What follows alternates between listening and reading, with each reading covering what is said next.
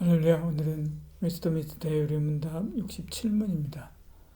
질문은 이것입니다. 유효한 소명이란 무엇인가? 답변은요.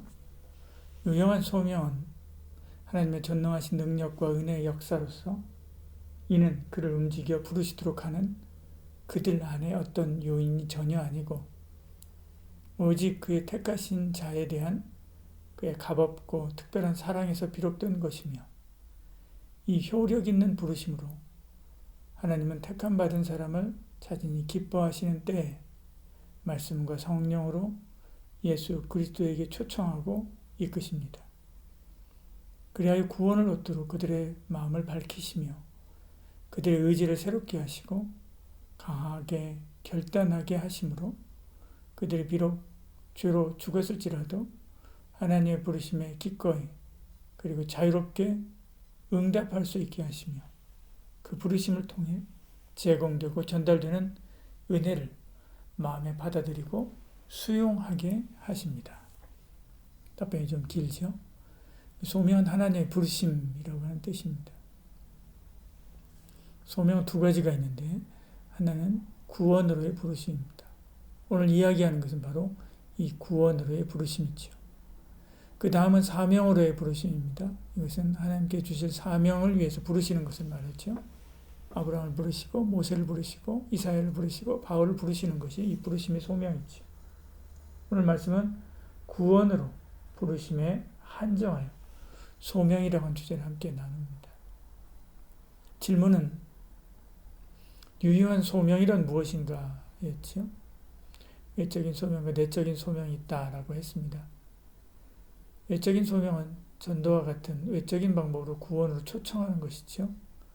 이 외적인 소명은 실패할 수 있다고 했습니다. 와도 믿음을 버리고 세상으로 나가는 사람도 많고요. 교회 안에 있어도 참 믿음을 붙잡지 못하고 수박 거닫기 신앙생활을 하다가 끝난 일도 있습니다. 그 사람은 천국에 들어가지 못하지요. 유효하지 못한 것입니다. 그러나 내적 소명은 하나님께서 그 영혼을 부르시는 부르심이죠. 이 부르심은 실패하지 않습니다. 답변은 왜 실패하지 않는가 하는 것에 대한 대답으로 시작하지요.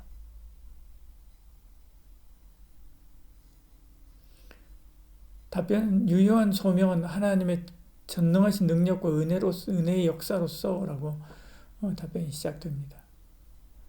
내적 소명에 응답하는 사람은 예수 그리스도와 연합하게 하시고 그 안에서 주시는 구원의 은혜를 선물로 받는 거지요. 이 부르심을 유효한 소명이다라고 부르시는 것은 반드시 성공하기 때문에 그렇습니다. 그래서 열매를 맺기 때문에 그런 거지. 그럼 그 이유는 부르신 하나님이 전능하시기 때문에 그렇죠. 전능하다라고 하는 뜻에는 무엇을 하든 실패하지 않고 안 될 일이 없다는 말이죠. 부르심을 받은 우리의 조건을 보고 부르시는 것이 또 아니기 때문에 그렇습니다. 공로나 상급을 보고 부르는 것이 아닙니다. 우리가 무엇을 행한 결과가 아니지요. 오직 은혜입니다. 디모데후서 1장 9절 이렇게 말씀하죠. 하나님이 우리를 구원하사 거룩한 소명으로 부르심은 우리 행위대로 하심이 아니요 오직 자기 뜻과 영원 전부터 그리스도 예수 안에서 우리에게 주신 은혜대로 하심이라 이렇게 말씀합니다.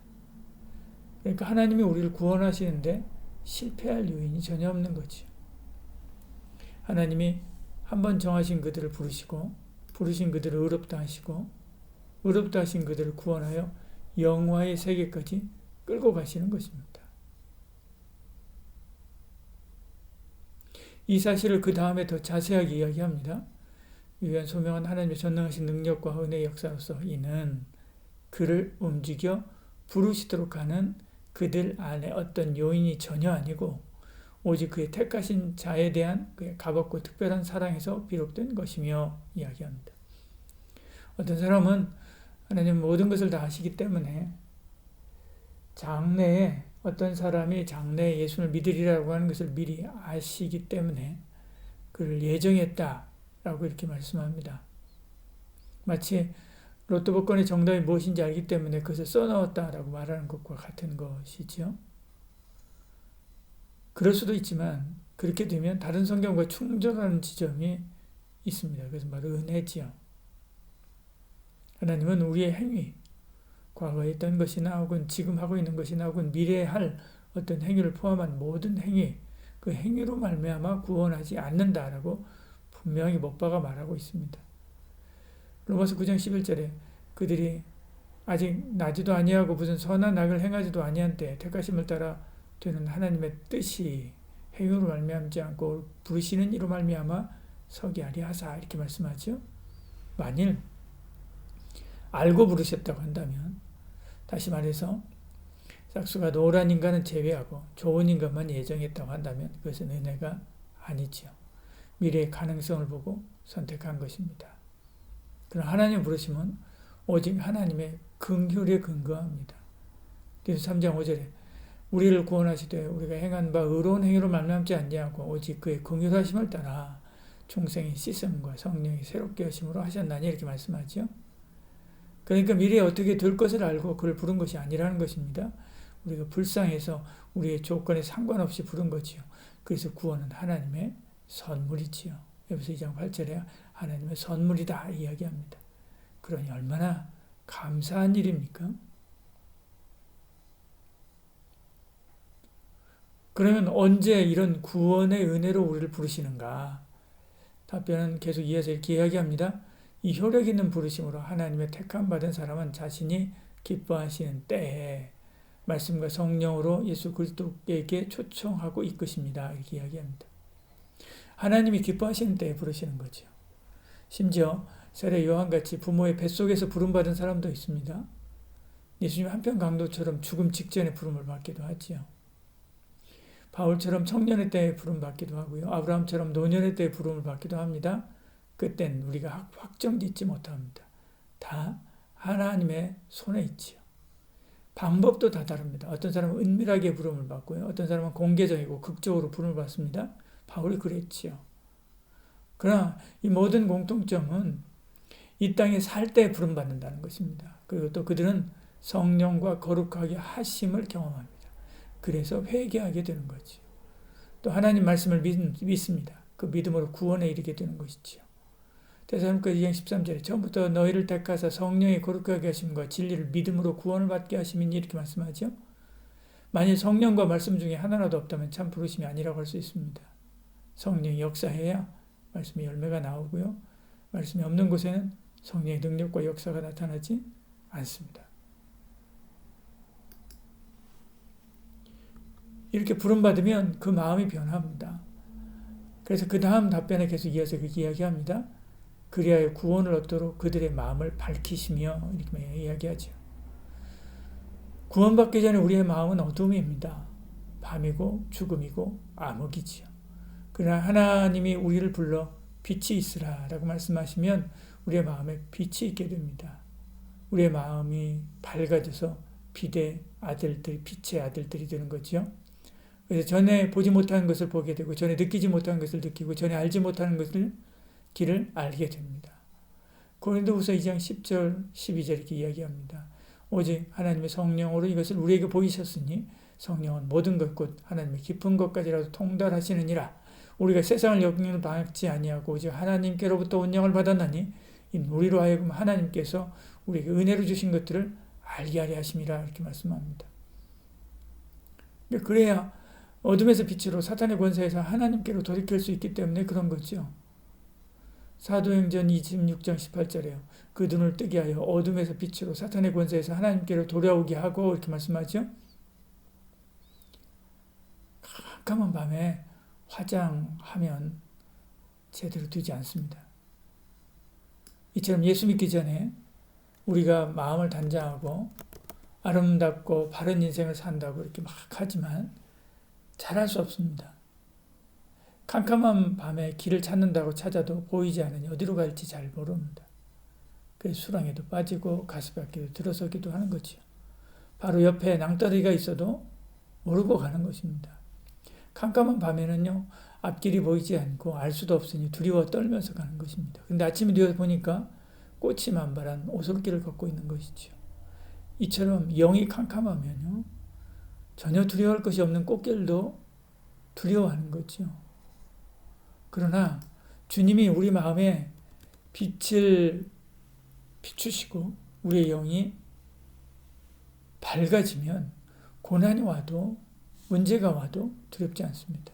언제나 피할 길을 보고 알게 해주시기 때문에 그런 거죠.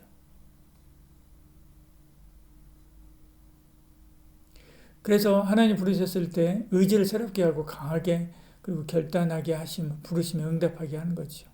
답변에 그 다음에 계속 이어서 이렇게 이야기하는 것입니다. 그들의 의지를 새롭게 하고 강하게 결단하게 하심으로 그들이 비록 죄로 죽었을지라도 하나님 부르시면 기꺼이 그리고 자유롭게 응답할 수 있게 하시며 이렇게 이야기하죠. 하나님 부르시면 기꺼이 그리고 자발적으로 응답하게 하시는 것입니다. 마음이 밝아지니까 이거다라고 하는 생각을 하게 되는 거죠. 그래서 새롭게 의지를 불타오게 됩니다. 또 하나님의 도우시니 무엇이든지 할 수 있다고 하는 강한 마음을 가지게 되는 거죠. 그 마음으로 하나님의 뜻에 자발적으로 응답하게 되는 것입니다. 자유롭게 응답하게 한다는 것이 중요한 겁니다. 억지가 아니죠. 사단은 억지로 사람을 사로잡습니다. 그래서 그 의지와 인격까지도 말살시키지요. 하나님은 그렇지 않습니다. 자발적이고 인격적으로 주를 따르게 합니다. 이것이 바로 성령의 역사지요. 이렇게 하나님은 만세전에 택한 자로 부르셔서 돌 같은 마음을 부드러운 마음으로 바꾸어 주십니다. 마음에 빛을 넣어 주셔서 밝혀주는 거죠. 그 결과 선한 삶을 살게 하는 것입니다. 이 모든 과정을 잘 모르는 사람은 스스로가 자기가 걸어서 그리스도께 나온 것 같지만 교회에 나온 것 같지만 사실은 이 모든 것이 하나님의 은혜지. 이 모든 은혜가 유효적 소명을 통해서 전달되는 것입니다. 그래서 답변의 제일 마지막 부분에 그렇게 이야기합니다. 그 부르심을 통해 제공되고 전달되는 은혜를 마음으로 받아들이고 수용하게 하십니다. 이야기하죠. 모든 사람은 죄로 인해서 영적으로 죽었습니다. 아무도 스스로 하나님의 부르심을 응답하지 못합니다. 하지만 성령의 능력이 임하면 그 영혼이 살아나고 하나님의 부르심을 응답하게 되는 거죠. 선지자의 글에 그들이 다 하나님의 가르침을 받으려 기록되었은지 말씀하죠. 이처럼 우리의 믿음은 성령님께서 역사하신 결과지요. 성령님께서 우리의 마음에 선한 소원을 주신 결과입니다. 너희 안에서 행하시는 이는 하나님이시니 성령 하나님이죠. 자기 깊으신 뜻을 위하여 너에게 소원을 두고 행하게 하시나니 이렇게 말씀하죠. 그러니까 우리가 예수를 믿고 구원에 이르는 모든 과정이 전적으로 하나님의 은혜입니다. 허물로 죽었던 우리를 그리스도와 함께 살리셨고 에베소 2장 5절에 말씀하죠. 그러니까 구원의 교리를 알면 알수록 감사하는 거죠. 많고 많은 사람 중에 나를 부르시고 많고 많은 교회 중에 건전한 교회로 부르시고 많고 많은 신학교 중에 바른 신학을 배우게 하시고 좋은 목양지에서 목회하도록 부르심을 받은 것이 복이고 감사한 일이지요. 여러분도 마찬가지로 이런 의식을 가지고 늘 바른 말씀에 붙들려 하나님께서 기뻐하는 신앙생활 해야 합니다. 그러기를 축복합니다. 기도하겠습니다. 사랑이 많으신 우리 하나님 우리에게 은혜 베풀어 주시고 함께하사 나의 구원이 하나님께서 부르신 나의 소명이 전적으로 하나님의 은혜이고 하나님의 복인 줄 오늘 말씀을 통해서 배웠습니다. 내게 주신 이 구원에서 떠나지 아니하고 구원에 붙들림 받으며 더 강력하게 하나님의 놀라우신 구원의 은혜 가운데 살아가는 저희들 되게 하여 주시옵소서. 예수님 이름으로 기도합니다. 아멘.